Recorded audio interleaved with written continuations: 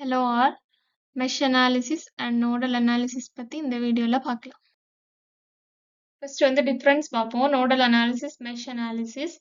Nodal analysis வந்து எதுக்கு பெஸ்டா இருக்கும்னா many nodes and current sources இருந்துச்சுன்னா nodal analysis. உங்களுக்கு nodes கம்பேர் பண்ணும்போது நிறைய நோட்ஸும் current source இருந்துச்சுன்னா நம்ம வந்து nodal analysis சூஸ் பண்ணலாம். mesh எப்போனா best for fewer meshes. mesh வந்து பார்க்கும்போது நோட விட கம்மியா இருந்துச்சுன்னா mesh analysis யூஸ் பண்ணலாம். அப்புறம் வந்து நோடல் அனாலிசிஸ் வந்து handles known planar and complex topologies. நிறைய சர்க்யூட் வந்து ரொம்ப காம்ப்ளெக்ஸ் நிறைய ஒயர்ஸ் எல்லாம் வர மாதிரி இருந்துச்சுன்னா நோடல் அனாலிசிஸ் பெஸ்ட். அப்புறம் வந்து mesh analysis use to only for planar circuit topology. Planar சர்க்யூட்னா ரொம்ப சிம்பிளா நிறைய ஒயர்ஸ் அந்த மாதிரி கனெக்ட் ஆகாம சிம்பிளா இருக்கிறதுக்கு தான் மெஷ் அனாலிசிஸ் யூஸ் பண்ணுவோம். அப்புறம் வந்து nodal analysis focuses on node voltages. Node voltages தான் அது வந்து ஃபோக்கஸ் பண்ணி சால்வ் பண்ணுவோம். அப்புறம் வந்து mesh analysis focuses on loop current or mesh current வச்சு தான் மெஷ் அனாலிசிஸ் சால்வ் பண்ணுவோம். அப்புறம் வந்து இது வந்து கிர்ச்சாஃப் கரண்ட்ல யூஸ் பண்றது நோடல் அனாலிசிஸ். மெஷ் அனாலிசிஸ்ல கிர்ச்சாஃப் வோல்டேஜ்ல யூஸ் பண்ணுவோம். இதுல வந்து எவ்வளவு ஈக்குவேஷன் சால்வ் பண்ணும்போது வரும்னா n-1 அப்படின்னா எவ்வளவு நோட்ஸ் இருக்கோ -1 தான் நோடல் அனாலிசிஸ் ஈக்குவேஷன்ஸ். அப்புறம் மெஷ் அனாலிசிஸ்ல எவ்வளவு ஈக்குவேஷன்ஸ் b - n-. bனா எவ்வளவு பிரான்ச்சஸ் மைனஸ் நோட்ஸ் -1 தான் மெஷ் அனாலிசிஸ்ல யூஸ் பண்ற ஈக்குவேஷன்ஸ். இதுல வந்து நோடுனா என்ன, பிரான்ச்சஸ்னா என்ன, அதை பத்தி ஆல்ரெடி ஒரு வீடியோ போட்டிருக்கேன், அதை பார்த்துக்கோங்க. ஃபர்ஸ்ட் வந்து மெஷ் அனாலிசிஸ் எப்படின்னு பார்ப்போம். ஸ்டெப்ஸ் பார்ப்போம். ஃபர்ஸ்ட் ஸ்டெப் வந்து identify the meshes and assign the mesh current. First வந்து ஒரு சர்க்யூட் எடுத்தோம்னா அதுல எவ்வளவு மெஷ்ங்கிறத ஐடென்டிஃபை பண்ணணும்.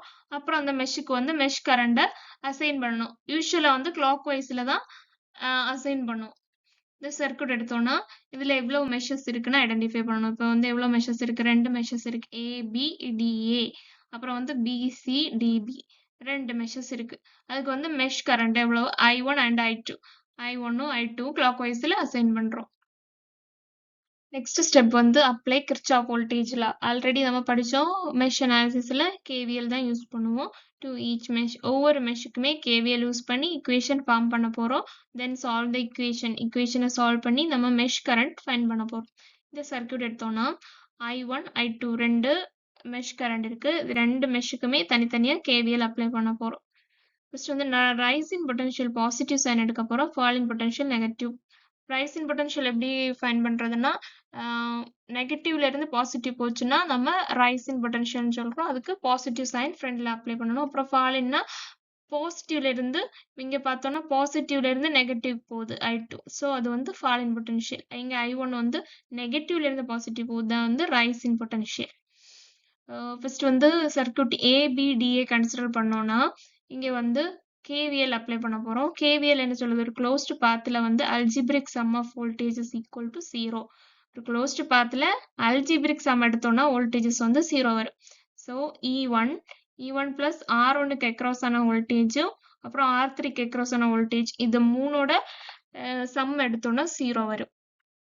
ஹியர் வந்து E1ங்கிறது என்னது, நெகட்டிவ்ல இருந்து பாசிட்டிவ் வரும். So rise in potential positive sign positive E1 minus இங்க R1க்கு அக்ராஸ் ஆன வோல்டேஜ் கண்டுபிடிக்கணும். ஓம்ஸ் லா படி V equal to I into R, voltage equal to I into R. இங்க வர I கரண்ட் என்னது I1 into R1. ஸோ R1க்கு across I1 into R1 வரும்.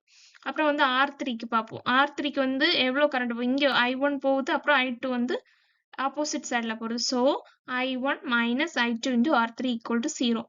சேம் வந்து BCDBக்கு என்ன வரும்னா இங்க வந்து மைனஸ் E2 வரும். ஏன்னா பாசிட்டிவ்ல இருந்து நெகட்டிவ் போகுது. ஸோ மைனஸ் E2 மைனஸ் R2க்கு அக்ராஸ் ஆட்டு I2 into R2. இங்க R3க்கு வந்து I2 வரும், அப்புறம் I1 வந்து opposite side. So I2 minus I1 into R3 equal to 0 வரும். இப்போ ரெண்டு ஈக்குவேஷன்ஸ் கிடைச்சிருக்கு. இதை வந்து சால்வ் பண்ணோம்னா நமக்கு I1 I2 வேல்யூஸ் கிடைச்சிடும். அதை வந்து நம்ம என்ன பண்ணலாம், இந்த I1 I2 கிடைச்சதுன்னா இந்த பிரான்ச் கரண்ட் சால்வ் பண்ணலாம். இந்த R3 பிரான்ச்ல போறது R1 பிரான்ச் கரண்ட சால்வ் பண்ணலாம். நெக்ஸ்ட் வந்து நோடல் அனாலிசிஸ்ல ஃபர்ஸ்ட் ஸ்டெப் வந்து ஐடென்டிஃபை ஆல் த நோட்ஸ். எல்லா நோட்ஸையுமே ஐடென்டிஃபை பண்றோம். அப்புறம் வந்து ஒரு ரெஃபரன்ஸ் நோட வந்து அதுல இருந்து சூஸ் பண்ண போறோம்.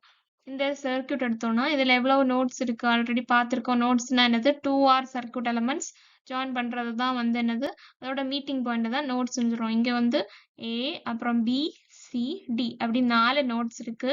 இதில் வந்து ஒரு ரெஃபரன்ஸ் நோட் எடுக்கணும். ரெஃபரன்ஸ் நோட் எப்போ எப்படி ஒரு காமனாக எல்லாத்துக்குமே காமனான ஒரு நோடு இப்போ எல்லா பிரான்ச்சுமே காமனாக சந்திக்கிற ஒரு நோடாக இருந்துச்சுன்னா தான் நமக்கு ஈக்குவேஷன்ஸ் கம்மியாக வரும். ஸோ இங்கே காமனான நோடு என்னது ஏக்கு காமன் டி அப்புறம் பிக்கு காமன் டி அப்புறம் சி எல்லாத்துக்குமே காமன் டி. ஹியர் நம்ம டி தான் வந்து ரெஃபரன்ஸ் நோடா கன்சிடர் பண்றோம். மற்ற எல்லாம் non reference nodes. So nodes வந்து ஏபிசிடி ரெஃபரன்ஸ் நோட் வந்து டி. அப்புறம் வந்து ஸ்டெப் 2 வந்து assign node voltages to the non reference notes. இதில் வந்து நான் ரெஃபரன்ஸ் நோட்ஸுக்கு வந்து நோட் வோல்டேஜஸை அசைன் பண்ணுறது தான் ஸ்டெப் 2. இந்த சர்க்யூட் எடுத்தோம்னா இந்த எல்லா நோட்ஸ் நம்ம பார்த்தோம். ஏ பி சி டி பார்த்தோம். இதுக்கெல்லாம் நோடு வோல்டேஜஸை அப்ளை பண்ணணும். இப்போ இந்த நோடுக்கு என்ன வோல்டேஜ் வரும்? இந்த E1 இருக்கனால இந்த நோடோட வோல்டேஜ் E1. இங்கே வரும் தெரியாது, அதை வந்து Vxன்னு மென்ஷன் பண்ணுறோம். இந்த நோடோட வோல்டேஜ் E2. எப்பவுமே ரெஃபரன்ஸ் நோடு வோல்டேஜ் அதை கிரவுண்டாக தான் கன்சிடர் பண்ணுறோம். ஸோ அதோட வோல்டேஜ் 0 வோல்டேஜ் தான். So node voltages E1 E2 அப்புறம் Vx இது வந்து நான் ரெஃபரன்ஸ் நோடோட வோல்டேஜஸ். இதை வந்து முதல்ல அசைன் பண்ணுறதா step 2.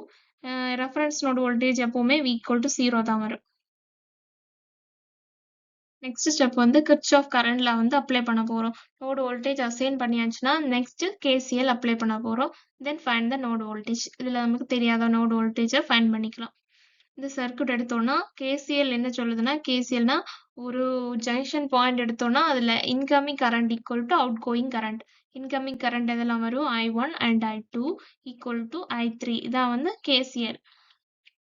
So I1 plus I2 equal to I3. I1 I2 வந்து incoming current equal to I3. இல்லைன்னா எப்படி சொல்லலாம்னா sum algebraic sum of current equal to 0 அப்படின்னு சொல்லலாம். அப்படின்னா எப்படி வரும்? I1 plus I2 minus I3 equal to 0.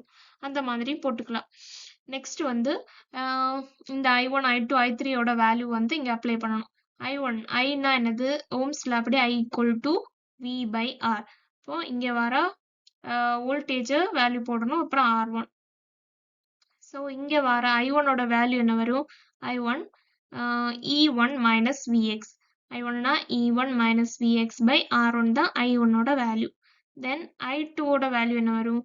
E2 minus Vx by R2. இதான் என்னது? I2ஓட வேல்யூ. I3க்கு வந்து Vx minus இந்த வேல்யூ வரும். V வரும். V என்னது? 0. ஸோ அதை அப்ளை பண்ண வேண்டாம். Vx by R3. ஸோ இங்கே வந்து நம்மளுக்கு E1 வேல்யூ தெரியும். அப்புறம் R1 எல்லா இடத்தோட வேல்யூ தெரியும். Vxோட வேல்யூ மட்டும் தெரியாது. ஸோ இந்த ஈக்குவேஷன் சால்வ் பண்ணோம்னா Vxோட வேல்யூ கிடைச்சிடும். இந்த Vxோட வேல்யூ தெரிஞ்சிருச்சுன்னா அப்புறம் இந்த branch current I1 I2 I3 இங்கே இருக்க வோல்டேஜ் எல்லாத்தையுமே ஃபைண்ட் பண்ணிக்கலாம். Thank you all. Please support my channel.